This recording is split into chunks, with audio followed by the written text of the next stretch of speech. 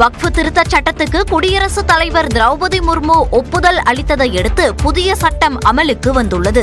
நாடு முழுவதும் வக்ஃப் வாரிய சொத்துக்களை முறைப்படுத்த உள்ளதாக குறிப்பிட்டு கடந்த ஆண்டு ஆகஸ்டில் வக்ஃப் சட்டத்திருத்த மசோதா மக்களவையில் அறிமுகம் செய்யப்பட்டது. எதிர்க்கட்சிகளின் கடும் எதிர்ப்பை தொடர்ந்து நாடாளுமன்ற கூட்டுக்குழுவின் ஆய்வுக்கு அனுப்பப்பட்டது. மசோதாவை ஆய்வு செய்த நாடாளுமன்ற கூட்டுக்குழு அளித்த சில திருத்தங்களுக்கு மத்திய அமைச்சரவை ஒப்புதல் வழங்கியது. தொடர்ந்து மக்களவை மற்றும் மாநிலங்களவையில் வக்ஃப் சட்டத்திருத்த மசோதா தாக்கல் செய்யப்பட்டது. இதற்கு இரு அவைகளிலும் இந்தியா கூட்டணி கட்சிகள் கடும் எதிர்ப்பு தெரிவித்தன. இதனால் இரு அவைகளிலும் நள்ளிரவு வரை நீடித்த விவாதத்தை தொடர்ந்து கூட்டணி கட்சிகளின் ஆதரவுடன் இரு அவைகளிலும் மசோதா நிறைவேற்றி குடியரசுத் தலைவரின் ஒப்புதலுக்காக மத்திய அரசு அனுப்பி வைத்தது. இதையடுத்து வக்ஃப் சட்டத்திருத்த மசோதாவுக்கு குடியரசுத் தலைவர் திரௌபதி முர்மு ஒப்புதல் அளித்துள்ளார். இதனால் புதிய சட்டம் நடைமுறைக்கு வந்ததாக அரசிதழில் வெளியிடப்பட்டுள்ளது. ஒரே நாடு ஒரே தேர்தல் போன்ற நாட்டு நலன்களுக்காக கொண்டுவரப்படும் சட்டங்களை கண்மூடித்தனமாக எதிர்க்க வேண்டாம் என மத்திய நிதியமைச்சர் நிர்மலா சீதாராமன் தெரிவித்தார். சென்னை காட்டாங்குளத்தூரில் ஒரே நாடு ஒரே தேர்தல் கருத்தரங்கம் நடைபெற்றது. இதில் மத்திய நிதியமைச்சர் நிர்மலா சீதாராமன், பாஜக மூத்த தலைவர் தமிழிசை சவுந்தரராஜன், இந்திய ஜனநாயக கட்சியின் நிறுவனர் பாரிவேந்தர் உள்ளிட்டோர் கலந்து கொண்டனர். விழாவில் பேசிய மத்திய நிதியமைச்சர் நிர்மலா சீதாராமன், ஒரே நாடு ஒரே தேர்தல் என்பது 10 வருடங்களாக பல வல்லுநர்கள் பேசிய கருத்து என்றார். நாட்டு நலனுக்காக கொண்டுவரப்படும் சட்டங்களை கண்மூடித்தனமாக எதிர்க்க வேண்டாம் என்றார். இந்தியாவில் இதற்கு முன்பு இருந்த தேர்தல் முறையையே பிரதமர் நரேந்திர மோடி மீண்டும் கொண்டு வருவதாக நிர்மலா சீதாராமன் கூறினார். நாங்க இப்பதானே எலெக்ஷன்ல ஜெயிச்சு வந்திருக்கோம், அப்போ எங்களை ரத்து பண்ணிட்டீங்கன்னா ஜனநாயக உரிமை என்ன ஆயிடுது, ஓட்டோட வேல்யூ என்ன ஆயிடுது அப்படின்னு முழு விவரம் தெரியாம பேசுறவங்களுக்கு நம்ம சொல்லணும். இல்லைங்க, அப்படி இல்லைங்க. இந்த ப்ரோசஸ் 29 பார்லிமெண்ட் எலெக்ஷனுக்கு அப்புறம் தான் ஜனாதிபதி அவர்கள் ஆரம்பிச்சு வைப்பார். 2029ஆம் ஆண்டு தேர்தலுக்கு பிறகு ஒரே நாடு ஒரே தேர்தலுக்கான பணிகள் தொடங்கும் என்றும் 2034க்குள் சட்டத்தை முழுமையாக அமல்படுத்தும் சூழல் நிலவுவதாக கூறினார். சென்னை முன்னாள் மேயர் சைதை துரைசாமி சந்தர்ப்பவாதி என அதிமுக துணை பொதுச் செயலாளர் KP முனுசாமி விமர்சித்துள்ளார். அதிமுகவினர் ஒன்றுபட்டு பாஜகவுடன் கூட்டணி வைத்து திமுகவை வீழ்த்த வேண்டும் என சென்னை முன்னாள் மேயர் சைதை துரைசாமி கூறியிருந்தார். இதுகுறித்து கிருஷ்ணகிரியில் செய்தியாளர்களுக்கு பேட்டி அளித்த அதிமுக துணை பொதுச் செயலாளர் KP முனுசாமி, பல கட்சித் தலைவர்களுடன் தொடர்பில் இருக்கும் சைதை துரைசாமி மற்றவர்களை திருப்திப்படுத்த இவ்வாறு கருத்து தெரிவிப்பதாக கூறினார். அவர் இந்த இயக்கத்தில் எந்தவித தொடர்பும் இல்லாத ஒரு நபர் சொல்லுகின்ற பொழுது உண்மையாக உழைக்கின்ற அந்த உழைப்பாளிக்கு கடுமையான கோபம் வரும். அந்த கோபத்தினுடைய வெளிப்பாடு தான் நீங்கள் கூறினீர்களே, எதிர்ப்பு அதிகமாக வெளுத்து வந்து கொண்டிருக்கிறது. அதான் அதனுடைய வெளிப்பாடு என்பதை நான் தெரிவித்துக் கொள்கிறேன். அதிமுகவில் குழப்பத்தை விளைவிக்க முன்னாள் அமைச்சர் செங்கோட்டையன், மத்திய நிதியமைச்சர் நிர்மலா சீதாராமன் சந்திப்பை சிலர் விமர்சிப்பதாகவும் KP முனுசாமி தெரிவித்தார். மக்கள் அரசியல் அது அவசியம் இல்லை, ராணுவ அரசியலுக்கு என்ன தேவை? மக்கள் அரசியல்ல ஒரு தோல்ல கை போடுங்கன்பா, அந்த கட்டி பிடிச்சிட்டா அப்படின்பா, அந்த ஒரு முச்சம் முட்டுட்டான்பா, அந்த ஒரே ஒரு தடவை தன்படா இருக்குதுன்பா, அவனுக்காக தானே வேலை செய்ய வந்திருக்கோம். அப்ப மண்ணை வெல்லணும்னா மக்களின் மனத்தை வெல்லணும். தமிழக வெற்றிக் கழக தலைவர் விஜய்க்கு ஒய் பிரிவு பாதுகாப்பு வழங்கப்பட்டது குறித்து நாம் தமிழர் கட்சி தலைமை ஒருங்கிணைப்பாளர் சீமான் தெரிவித்த கருத்துக்கள் தான் இவை. அவதூறு பேச்சு வழக்கு தொடர்பாக திருவண்ணாமலை மாவட்டம் செய்யாறு நீதிமன்றத்தில் ஆஜரான பின்னர் செய்தியாளர்களிடம் பேசிய அவர், நீட் தேர்வு விவகாரத்தில் தமிழ்நாடு அரசு சட்டமன்ற கட்சி தலைவர்கள் கூட்டத்தை கூட்டியிருப்பது ஏமாற்று வேலை என்று சாடினார்.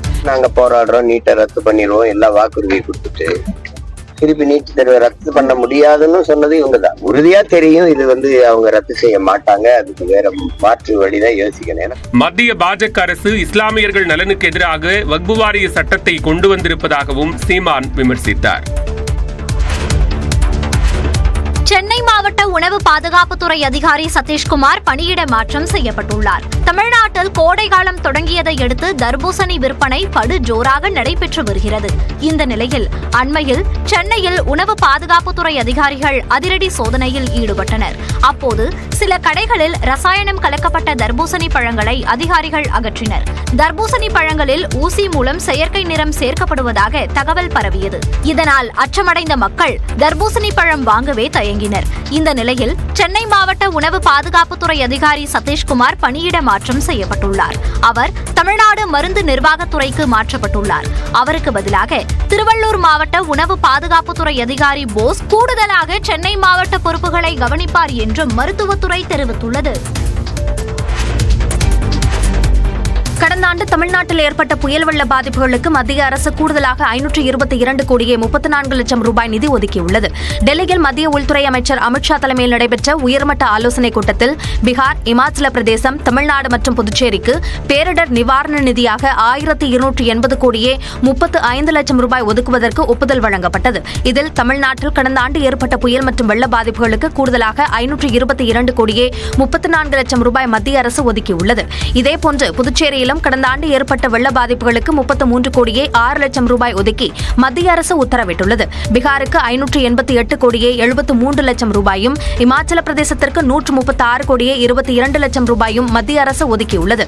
அதேபோல கடந்த 2024-25 நிதியாண்டில் மாநில பேரிடர் நிதியின் கீழ் 28 மாநிலங்களுக்கு 20,264 கோடி ரூபாயும், தேசிய பேரிடர் நிதியின் கீழ் 19 மாநிலங்களுக்கு 5,160 கோடியே 76 லட்சம் ரூபாயும் ஒதுக்கப்பட்டிருப்பதாக மத்திய அரசு தெரிவித்துள்ளது. மீனவர்கள் பிரச்சனையில் மனிதாபிமான நடவடிக்கை மேற்கொள்ள வேண்டும் என இலங்கை அதிபரிடம் பிரதமர் மோடி வலியுறுத்தியுள்ளார். கொழும்புவில் இலங்கை அதிபருடன் கூட்டாக செய்தியாளர்களை சந்தித்த பிரதமர் மோடி வணக்கம் என தமிழில் கூறினார். திருக்குறளில் நட்பு என்ற அதிகாரத்திலிருந்து குறள் ஒன்றை மேற்கோள் காட்டினார்.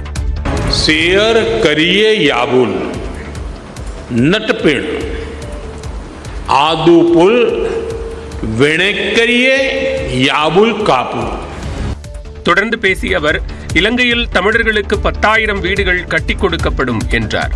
மேலும் இலங்கைக்கு வழங்கிய கடன்களுக்கான வட்டி விகிதத்தை குறைக்க இந்தியா முடிவு செய்திருப்பதாகவும் கூறினார். திரிகோணமலை திருகோணேஸ்வரம் ஆலயத்தின் புனரமைப்புக்கு இந்தியா உதவும் என்றும் பிரதமர் மோடி உறுதியளித்தார். அரசுமுறை பயணமாக இலங்கை சென்ற பிரதமர் நரேந்திர மோடிக்கு அந்நாட்டின் உயரிய விருது வழங்கி கௌரவிக்கப்பட்டது. 3 நாள் பயணமாக இலங்கை சென்ற பிரதமர் நரேந்திர மோடிக்கு கொழும்பு விமான நிலையத்தில் உற்சாக வரவேற்பு அளிக்கப்பட்டது. இதனைத் தொடர்ந்து கொழும்புவில் உள்ள சுதந்திர சதுக்கத்தில் பிரதமர் மோடிக்கு அரசு மரியாதை வழங்கப்பட்டது. சுதந்திர சதுக்கத்தில் வெளிநாட்டு தலைவர்களுக்கு அரசு மரியாதை வழங்கப்பட்டது இதுவே முதல் முறையாகும்.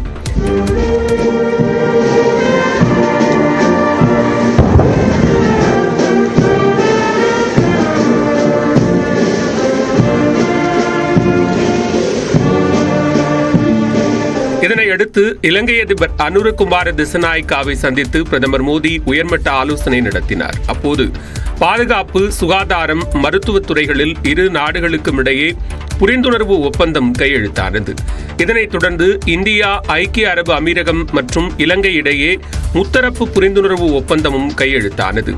பிரதமர் மோடி மற்றும் இலங்கை அதிபர் அனுரகுமார திசநாயக்கா இணைந்து சம்பூர் சூரிய மின்சக்தி திட்டத்தை காணொலி வாயிலாக தொடங்கி வைத்தனர். இந்நிலையில் அந்நாட்டு அரசின் உயரிய விருதான வித்ரா விபூஷண விருது பிரதமர் மோடிக்கு வழங்கப்பட்டது.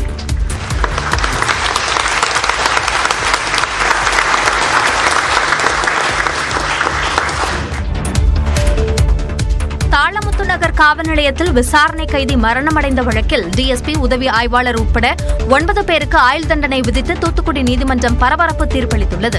தூத்துக்குடி மாவட்டம் தாளமுத்து நகர் காவல் நிலையத்தில் கடந்த 1999 ஆண்டு செப்டம்பர் 18ஆம் தேதி விசாரணை கைதி வின்சென்ட் என்பவர் மரணமடைந்தார். இதுகுறித்த புகாரின் பேரில் அப்போதைய எஸ்ஐ ராமகிருஷ்ணன் உட்பட 11 போலீசார் மீது வழக்கு பதிவு செய்யப்பட்டது. இது தொடர்பான வழக்கு விசாரணை தூத்துக்குடி மாவட்ட கூடுதல் அமர்வு நீதிமன்றத்தில் நடைபெற்று வந்தது. அனைத்து தரப்பு வாதங்களும் நிறைவடைந்த நிலையில் நீதிபதி தாண்டவன் தீர்ப்பளித்தார். அதன்படி வழக்கில் 11வது குற்றவாளியான தற்போதைய ஸ்ரீவைகுண்டம் டிஎஸ்பியாக உள்ள ராமகிருஷ்ணன், உதவி ஆய்வாளராக உள்ள சோமசுந்தரம், ஓய்வு பெற்ற காவலர்களான செல்லதுரை, சுப்பையா, பாலசுப்ரமணியம் உட்பட 9 பேருக்கு ஆயுள் தண்டனை விதித்து உத்தரவிட்டார். தாமதப்படுத்தப்பட்ட நீதி மறுக்கப்பட்ட நீதிக்கு சமம் என்று சொல்வார்கள். ஆனால் தாமதப்படுத்தப்பட்டாலும் இன்று ஒரு நீதி உண்மைக்கு உண்மையாக வழங்கப்பட்டுள்ளது. நீதி வென்றுள்ளது. இந்த வழக்கில் தொடர்புடைய ஓய்வு பெற்ற காவலர்களான சிவசுப்பிரமணியன், ரத்தினசாமி ஆகியோரை விடுதலை செய்து நீதிபதி உத்தரவு பிறப்பித்தார்.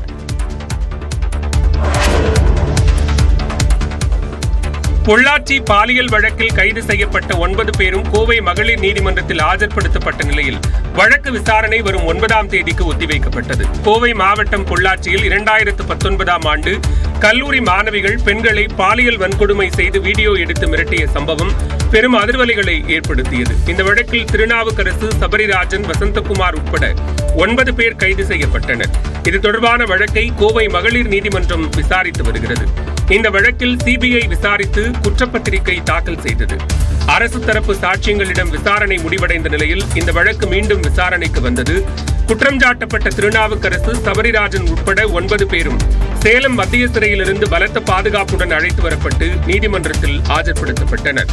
அவர்களிடம் கேள்விகள் கேட்டு பதில்கள் பெறப்பட்டன. இதனையடுத்து வழக்கு விசாரணையை வரும் 9ஆம் தேதிக்கு ஒத்திவைத்து நீதிபதி உத்தரவிட்டார். புதுச்சேரியில் கோஃப்ரி சைக்கிள் நிறுவனத்தில் அமலாக்கத்துறை அதிகாரிகள் 5 மணி நேரம் நடத்திய சோதனையில் 2.5 கோடி ரூபாய் ரொக்கம் பறிமுதல் செய்யப்பட்டது. சாரம் பகுதியில் இயங்கி வரும் கோஃப்ரி சைக்கிள் நிறுவனம் 4.5 லட்சம் ரூபாய் முதலீடு செய்தால் மாதம் 52,000 ரூபாய் வங்கிக் கணக்கில் செலுத்தப்படும் என்றும் 9 மாதங்கள் கழித்து கட்டிய 4.5 லட்சம் ரூபாயை திரும்ப பெற்றுக் கொள்ளலாம் என அறிவித்தது. இதனை நம்பி பலரும் பல லட்சம் ரூபாய் முதலீடு செய்த நிலையில் கோஃப்ரி சைக்கிள் நிறுவனம் அசல் வட்டி என எதுவும் தராமல் ஏமாற்றியது தெரியவந்தது. இதுகுறித்து பாதிக்கப்பட்டவர்கள் அளித்த புகாரின் பேரில் புதுச்சேரி சைபர் கிரைம் போலீசார் விசாரணை நடத்தியதில் அந்நிறுவனம் போலி ஆவணங்கள் வைத்து இயங்கி வந்தது தெரியவந்தது.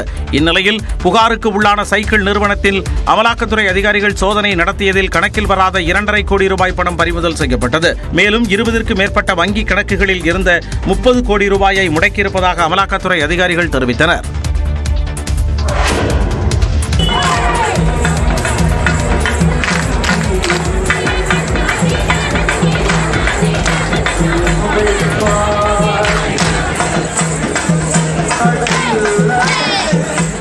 பழனி முருகன் கோவில் அடிவாரத்தில் நடைபெற்ற வள்ளி கும்மி நடனத்தின் அழகிய காட்சிகளே இவை.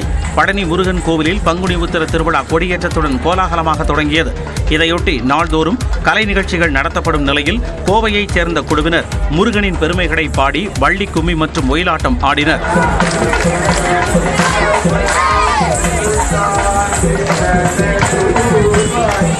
இதேபோல் நாமக்கல் மாவட்டம் கபிலர் மலையில் கந்தசஷ்டி கலைக்குழுவினர் சார்பில் வள்ளி கும்மி ஆட்டம் நடைபெற்றது. இதில் 1000த்திற்கும் அதிகமானோர் பங்கேற்று வள்ளி கும்மி பாடல் பாடி நடனம் ஆடினர்.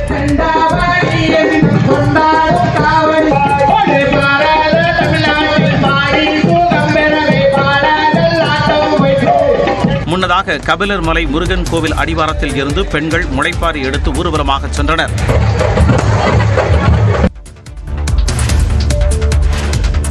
பஞ்சாப் அணிக்கு எதிரான ஆட்டத்தில் ராஜஸ்தான் ராயல்ஸ் அணி 50 ரன்கள் வித்தியாசத்தில் அபார வெற்றி பெற்றது. IPL தொடரில் சண்டிகரின் முல்லான்பூரில் நடந்த போட்டியில் டாஸ் வென்ற பஞ்சாப் அணி பந்து வீச்சை தேர்வு செய்தது. இதனால் முதலில் களமிறங்கிய ராஜஸ்தான் அணியில் தொடக்க வீரர்கள் அதிரடியாக ரன்களை குவித்தனர். ஜெய்ஸ்வால் 67 ரன்களும் சஞ்சு சாம்சன் 38 ரன்களும் சேர்த்து வலுவான அடித்தளம் அமைத்து வெளியேறினர். சரவெடியாக பஞ்சாப் பந்துவீச்சாளர்களை பந்தாடிய ரியான் பராக் 25 பந்துகளில் 43 ரன்கள் எடுத்து ஆட்டமிழந்தார். இதனால் 20 ஓவர்களில் ராஜஸ்தான் ராயல்ஸ் அணி 205 ரன்கள் குவித்தது. இதையடுத்து களமிறங்கிய பஞ்சாப் அணியை தனது வேகத்தால் ராஜஸ்தான் வீரர் ஜோஃப்ரா ஆர்ச்சர் பதம் பார்த்தார். ஆட்டத்தின் முதல் பந்திலேயே ஸ்டெம்பை தெரிக்கவிட்ட பிரையன் ஷாரியாவை வெளியேற்றிய ஆர்ச்சர் முதல் ஓவரின் கடைசி பந்தில் அதேபோல ஸ்ரேயஸை வெளியேற்றி பஞ்சாப் அணியை பெரும் சரிவில் தள்ளினார். பஞ்சாப் வீரர் நேகல் வத்திரா 62 ரன்கள் எடுத்து போராடிய போதும் மற்ற வீரர்கள் சொதப்பியதால் 20 ஓவர்களில் 155 ரன்கள் மட்டுமே சேர்த்த பஞ்சாப் 50 ரன்கள் வித்தியாசத்தில் தோல்வியை தழுவியது. இதன் மூலம் ராஜஸ்தான் ராயல்ஸ்க்கு அதிக வெற்றிகளை பெற்றுத்தந்த கேப்டன் என்ற பெருமையை சஞ்சு சாம்சன் பெற்றார்.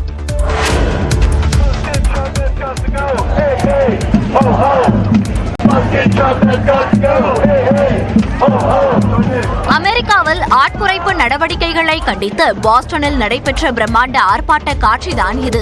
அமெரிக்க சுகாதாரத்துறையில் 10,000 ஊழியர்களை வீட்டுக்கு அனுப்பும் நடவடிக்கையில் அரசு ஈடுபடுவதாக கூறப்படுகிறது. இதனை கண்டித்து பாஸ்டனில் பிரம்மாண்ட ஆர்ப்பாட்டம் நடைபெற்றது. இதேபோன்று வாஷிங்டனில் ஆயிரக்கணக்கானோர் திரண்டு டொனால்ட் ட்ரம்ப் மற்றும் எலான் மஸ்குக்கு எதிராக கண்டன முழக்கம் எழுப்பினர்.